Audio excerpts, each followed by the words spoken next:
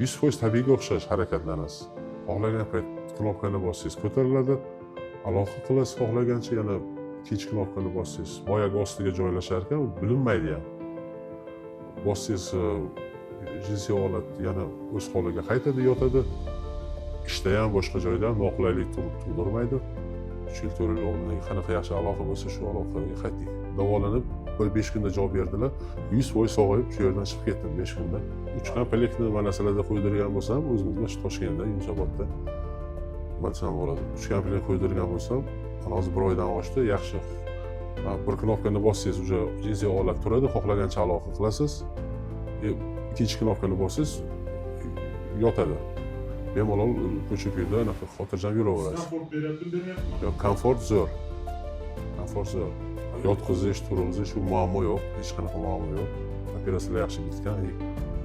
Xohlagancha aloqa qila olaman. Yaxshi, aloqa sifati ham yaxshi. Shu endi maslahatimiz yaxshiroq vrachlarga ko'ringanlaring yaxshi.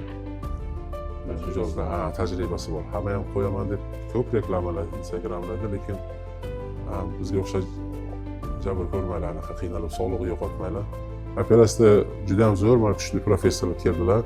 Sanjar akning ustozlari Moskvadan juda ham yaxshi o'tdi. Operatsiyadan yo'q, hammasi yaxshi. Yotib, mana 4 kun 5 kun sizlarda davolanib, bir 5 kunda javob berdilar. 100% sog'ayib, shu yerdan chiqib ketdim 5 kunda. Qo'ydirishga shu sahrni diabet qatli ikkinchi tip bordi, sahr balandroq yurardi, 15-16. Shuni hisobiga jinsiy aloqada muammo bo'ldi.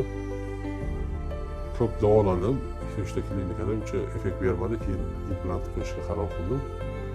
Sanjar aka Husanov bilan maslahatlashdik. Tavsiya qildilar va aytganlarida hammasi joyida. Mana operatsiyadan keyingi holat o'sha yoshlikdagi davrga qaytdik yani.